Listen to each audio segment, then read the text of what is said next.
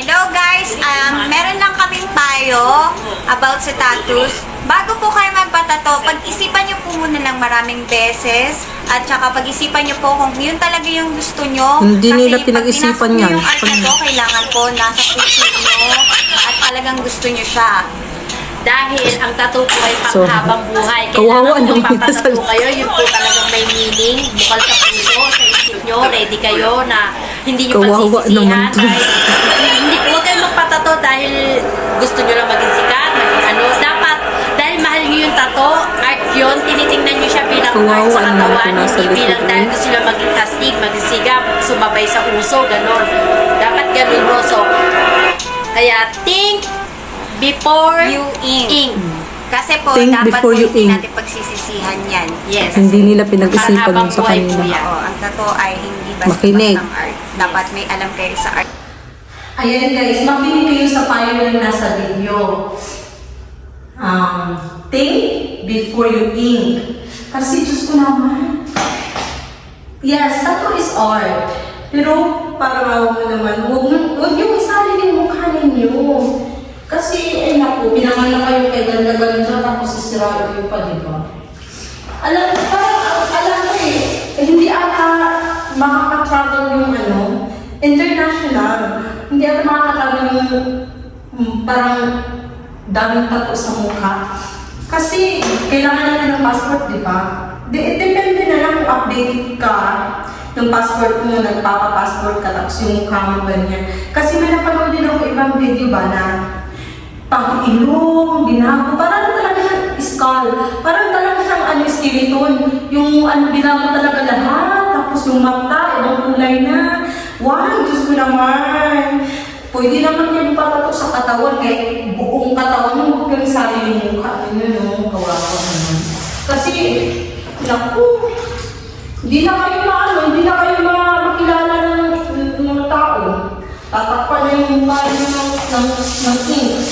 Kaya, dapat pag-isipan nyo muna bago kayo magpapatato sa mukha. Kasi, habang buhay nyo na yan, hindi yan matatanggal. Depende na lang, mayroong laser na nagtatanggal ng mga tato.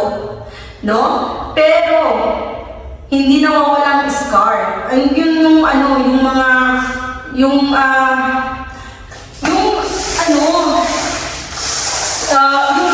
scar na pag nawala yung kulay, pero yung scar, ang pangit pa lang, no? Papangit yung mukha niyo. Oo. Wala, kapag buhay nyo na yung scar nyo, malay ka to.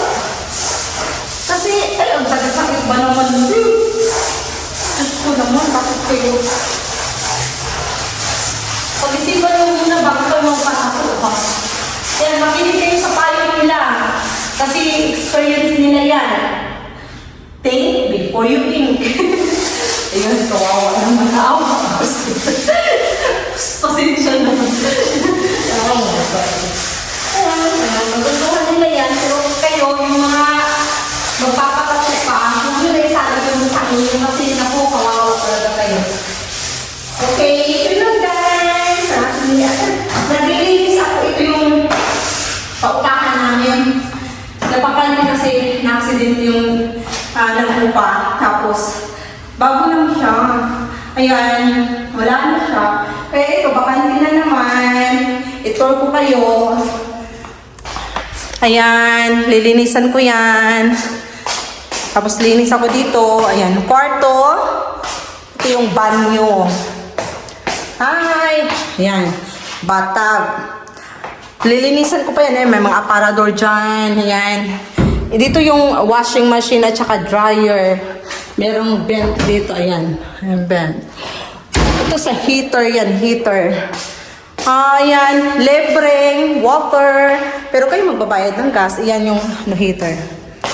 Ayan. Sala ito. Sala.